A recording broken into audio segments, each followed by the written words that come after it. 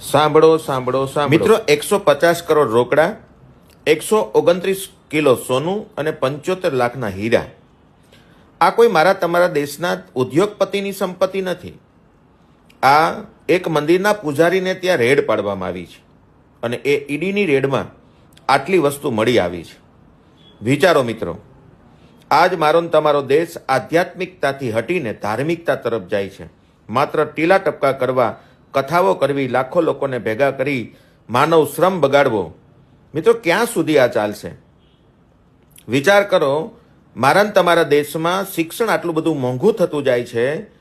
જે બિલ્ડિંગ પાયાથી લઈ અને ઉપરના માળ સુધી માત્ર દાનના પૈસાથી જ ઊભી થાય છે, એ બિલ્ડિંગની અંદર પણ વર્ષના 1,80,000 રૂપિયા બાળકને ભણવાની ફી લેવાય છે.